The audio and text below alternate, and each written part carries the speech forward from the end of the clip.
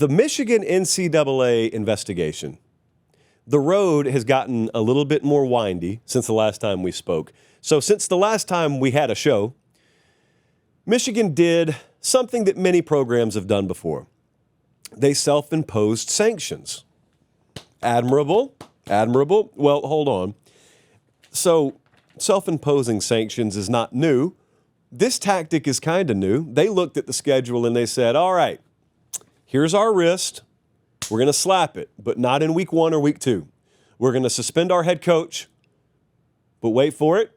He really wants to coach the Oklahoma game. That's where he went.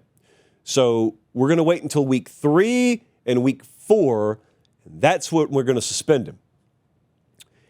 And then they just left. They just walked out of the room and expected everyone to take that seriously. Of course, that's a joke. So what do we think about it? I could have had Colin put a tweet on the screen. I had like 50 million of you ask about this, which is why we put it so high in the show. This is called, and there is an acronym for this. This is classic SMA protocol. That's the spank myself approach. No immunity. There will be no immunity here. But I tried this back in the day. I only tried it once, I think. I ran afoul of the rules of my household, shall we say, and I knew I had it coming.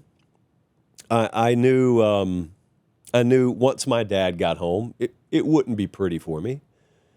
So I chose to get out in front of the situation using every bit of intelligence that an 8-year-old has mustered to that point in his life, in his career on earth. I used the SMA. I spanked myself. That's the spank myself approach. And then when your parents get home, you tell them, did I do something wrong? In your opinion, probably yes. Do I deserve punishment? Perhaps. But here's the good news. I already dished it out myself. I have spanked myself, therefore you don't need to worry about it. Good for me. Except it didn't work for me. Valiant effort. I even think maybe in some ways it was a respected effort, but it was a failed effort, just like this will be. So my best guess on this, and it's just a guess, I haven't called our friends at the NCAA and asked them, but my best guess on this is Michigan understands something harsher than a 2-game suspension for Sharon Moore is coming. That's their best guess. However, if you're Michigan and you're gathered around the table and you do want to at least give a show of awareness of the situation, here's what that probably sounds like. Guys, they're going to hit us. We should probably self-impose. And then someone else says, okay, but let's be real. We don't really know what they're going to come at us with. So don't go impose harsher sanctions than they're going to come at us with. For all we know, they're not going to come at us with much. And then the other guy says, okay, how about this? Let's give Sharon a 2-game suspension. And then Sharon says, I'm not voluntarily missing the Oklahoma game. That's my alma mater. So you can take that somewhere else. And then they say, we just got back from Sharon's office. He doesn't want to miss the Oklahoma game. And then someone says, oh, he's probably going to have to miss it anyway. And then someone else says, yeah, but until he actually is told that he can't coach that game, we're not going to be the one to tell him. So let's suspend him for the 3rd and 4th games.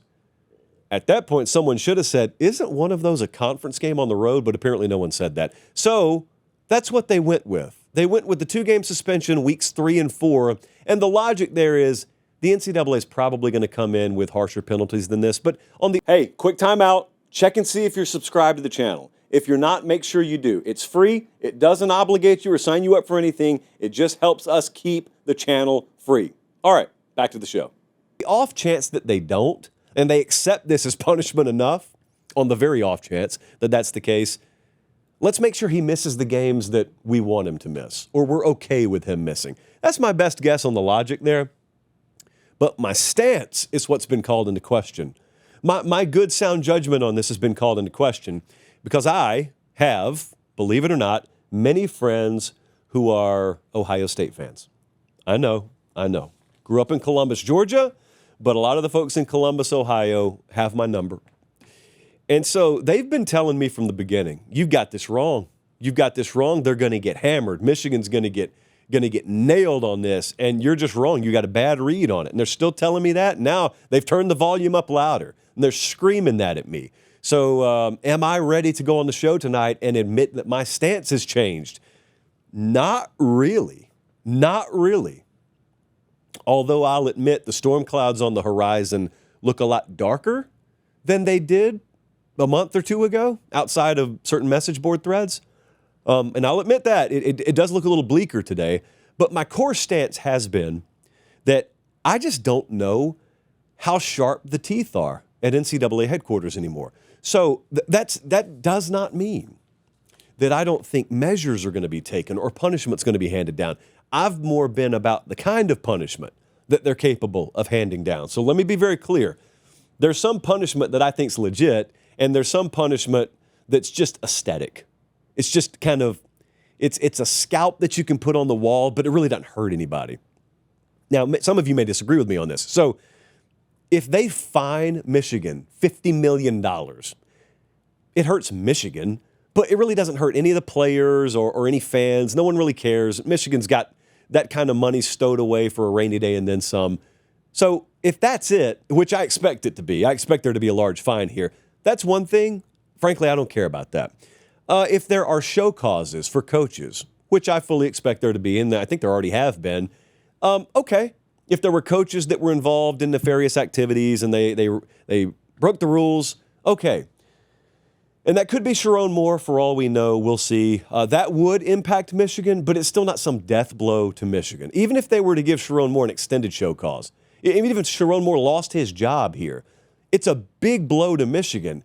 But it's not like you say, see you later, Michigan. We'll see you a decade from now. That's not like what they did to Penn State, for example, in the wake of the Sandusky scandal. Like they hammered Penn State. I don't know that we're in that era anymore. So show causes for coaches, okay, that's not the end-all, be-all. A big fine, no one really cares. You don't have to pay it. I don't have to pay it.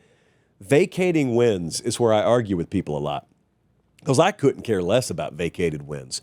Now, I know in an ideal world, you don't have any wins vacated up to and including your national championship. You got multiple wins over Ohio State. You got multiple Big Ten championships. My thing is, I saw them happen. And if I were a Michigan fan, I'm just speaking candidly here, I wouldn't care. I saw it happen. I bought the tickets. I sat in the stadium. I watched it on TV. I celebrated. I watched the confetti fall. I saw it happen. And if I think this is a witch hunt, if I think that this is more a process investigation than a crime investigation, then I've set my opinion on it. I'm not going to let sanctions they hand down that are cosmetic in nature affect my view of history of my program. That's how I'd feel if I were a Michigan fan. Some of you feel that way, some of you don't. I'm just telling you how I feel. But I still don't think that that's some death blow. There's another thing the NCAA used to do that I guess they could still do, but in the NIL and transfer portal, especially the NIL era, I'm not sure how much this really means. What if they strip some scholarships away from Michigan? It used to be that reduced the number of players on your roster, but nowadays you can pay kids millions of dollars to come play football for you. Also, if the university really wanted to, they could just give a kid an athletic or an academic scholarship and put him on the team as a walk-on, and he's already making money through revenue sharing anyway. Above and beyond that, perhaps an NIL deal tailored to him anyway. So I guess they could do that. Truthfully, we haven't really had an example of this. I don't know how much weight that really carries anymore. Here's the real hammer. Is the NCAA powerful enough to diminish their value as an asset? And there's really only one way to do that, and that is to remove postseason participation. You call it a bowl ban, call it whatever you want to.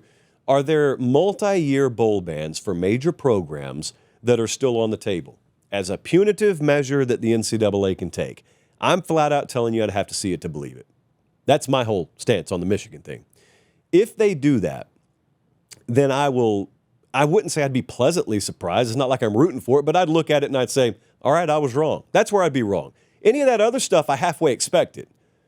If they remove Michigan's ability to compete in postseason play for multiple years, therefore diminishing and diluting their value as an asset that multiple networks have paid billions of dollars into a rights fee in exchange for being able to broadcast the games of, that's an entirely different ballgame. And I'm just flat out telling you, I think networks are more powerful than the NCAA today.